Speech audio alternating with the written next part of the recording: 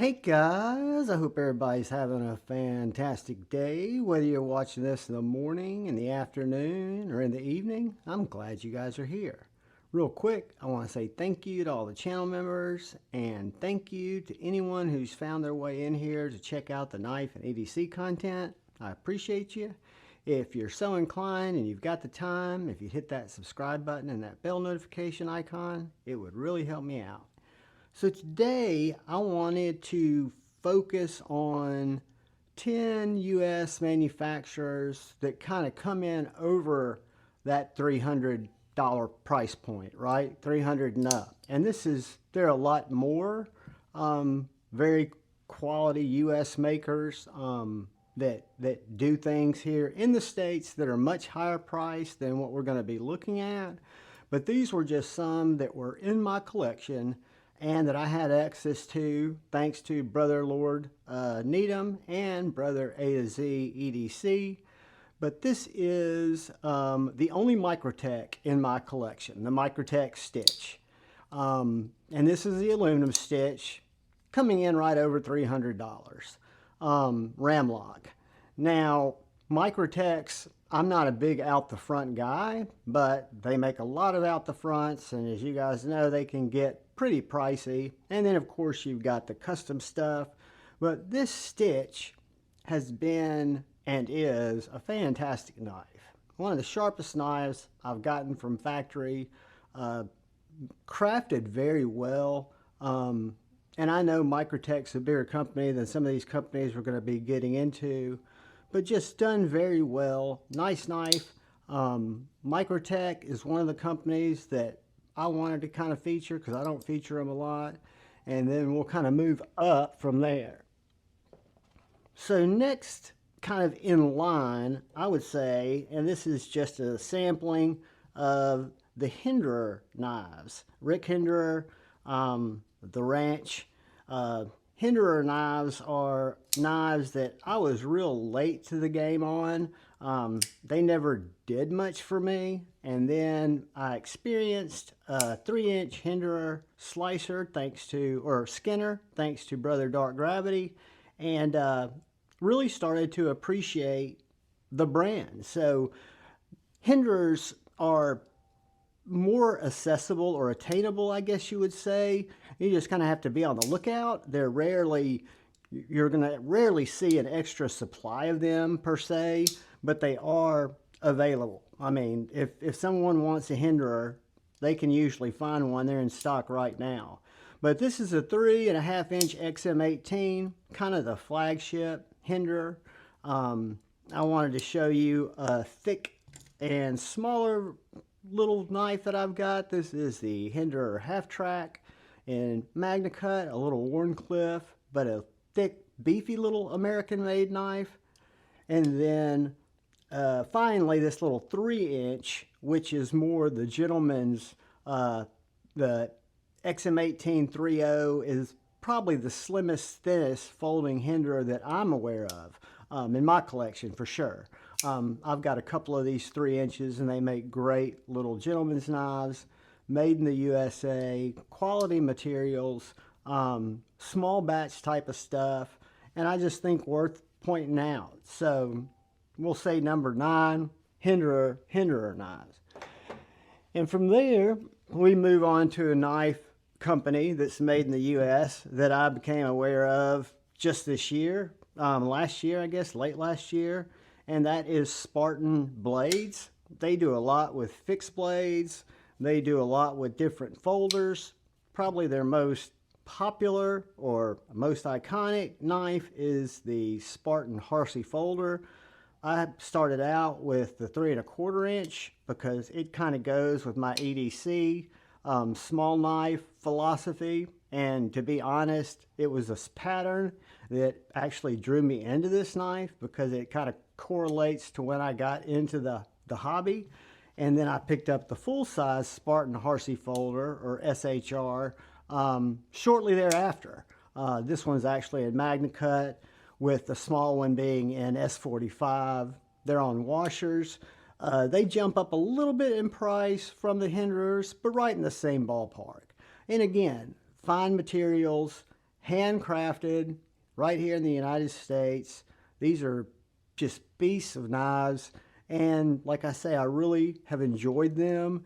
And I would say number 8, I think that would be, or we're going to call Spartan Blades, and specifically the Spartan Harsey. And then we move on, a brand that I had not had any experience with and didn't realize they were so moderately priced for a USA made knife, and that is Strider Knives. A lot of mixed feelings about this brand. I like the design. It is made here in America. This is a mixed Strider, or a Strider Knives, I guess I shouldn't say Mick, a Strider Knives, crosshatch G10 and titanium S&G. It's on washers. It's got fantastic ergos. It's not a knife you see a lot. It's not a knife you see a lot in stores, but Strider does have drops pretty much on the regular. You just got to sign up for them, and they're quite available on the secondary market. So just a really bruiser USA made knife that I think hits is as well as any knife in my collection. Again, is it a practical EDC small knife? No, but they do make a PT, which is even smaller than this, and the design is undeniably effective. So Strider is going to come in, and I think that's going to put us right at number 7. Let's see, 10, 9, 8, 7. Yep, so number 6 will be Medford Knife and Tool. Again, I'm judging it based on the workmanship, the quality, the American manufacturing. Medford Knives, when I first started collecting and before I became interested in the brand, I thought of them as big, overbuilt, super clunky knives. I started, my first Medford that I ventured into was this Infraction because I was not that familiar with it. It had a flipper hole. It's an S35VN. I loved the USA pattern, so I picked this up probably 2 years ago, and shortly thereafter I picked up the Slim MIDI drop point. This was a DLT exclusive in S90V. And this titanium has what they call the falling leaves pattern, and then it's got an ano, but just a great thin gentleman's folder. And I like the Slim MIDI profile so much, I wanted a Tanto, and I wanted to try the MIDI Marauder, which is the same size and length as the Slim MIDI, but a totally thicker platform. Again, I just kind of had a big interest in the brand once I picked up the Infraction, because I can appreciate the workmanship and the craftsmanship that goes into these USA made knives. I've taken all of these apart, put skiffs into here, and I used to wonder what this number was right here. I thought it was a batch number, but I've learned it's actually a serial number, because when you take these apart, the internal scales each side will have this same number. That doesn't mean much, I know, but they're just hand assembled, handcrafted with the assistance of some talented people and machines. Medford Knife and Tool, I think they come in at number 6, which brings us to number 5. And this is a company that resides in my home state of Alabama. This is McNees Knives. This is the McNees Mac 2 3.5 inch. This is a very simple, elegant, hollow ground, acid etched, magna cut beast of an EDC knife. It's the perfect size for an EDC for me. On the smaller size, or the medium size, to quote Christine at Women Carry Knives, has this beautiful usable hollow grind and this nice matte working finish. It's just next level. It's got the atomic finish, I think they call that. The action on it is absolutely drop shut. It has amazing detent, whether you thumb flick or reverse finger flick. The McNees Smack 2 is an absolute beast. And if I'm not mistaken, we said that came in at number 6 for small batch US makers. So I think this brings us to 5.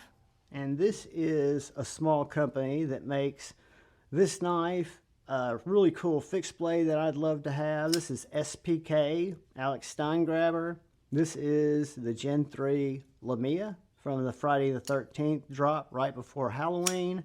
This is a crew wear version. They just recently dropped an LMAX version, and they're different blade steels. This is the knife that has just been absolutely delightful for me. I mean, it is, again, a thin, well-crafted, by hand, in a small shop in America. You don't see them in stores. You have to get them on drops. But if you follow them on Instagram, just like you can with Strider, just like you can with Hinderer, just like you can with McNees and these other companies, that's how you find out when these are going to be made available. Or you look for them on the second if they attract your attention, right? This knife, in all truth, had never attracted my attention until Blade Show 2023, when I met little brother Ethan Ruins, and we stayed together, and he had an SPK Lamia that he just absolutely loved.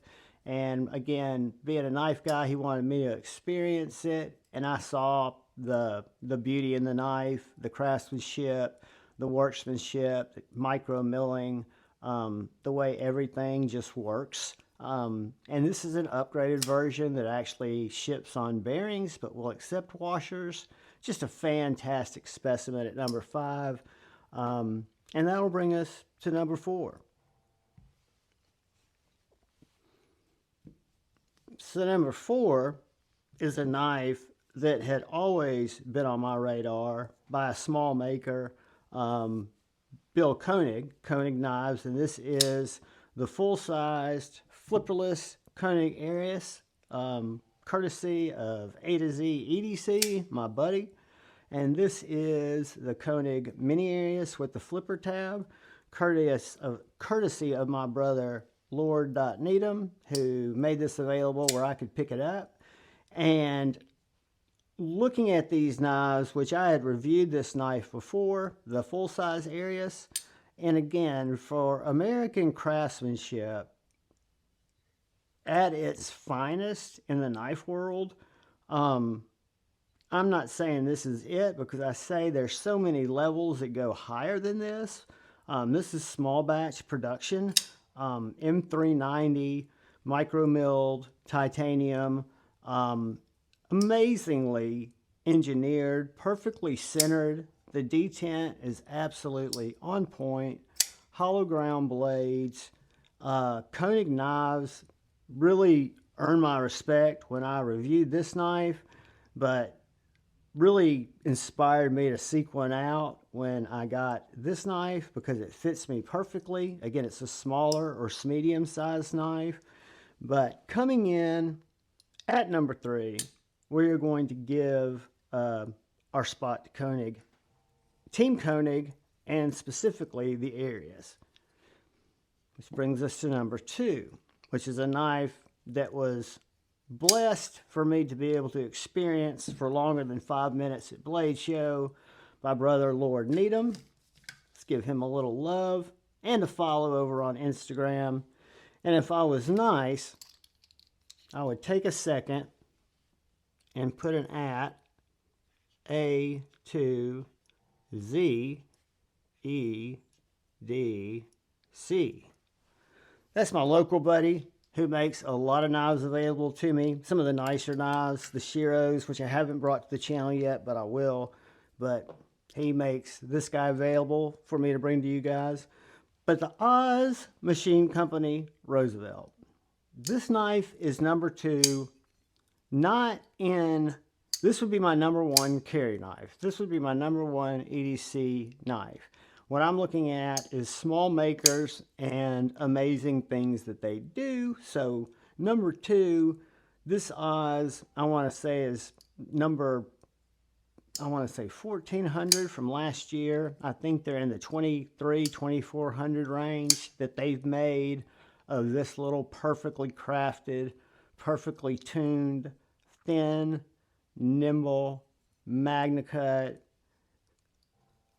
understated, perfectly elegant little knife that is up for getting things done. I just am in love with this knife. It is on my bucket list, and I hope one day to have one. So coming in at number 2, smaller USA made companies that you might not know exist. We've got Oz Machine Company, and they are well worth a look. And then finally, kind of my showpiece that doesn't do as much pocket time as it should, and I promised Brother Dark Gravity when I bought it that I would. This is a Brooklyn, New York, Michael Zeba S5. And it's a special batch run where they had several different theories or several different themes, kind of like our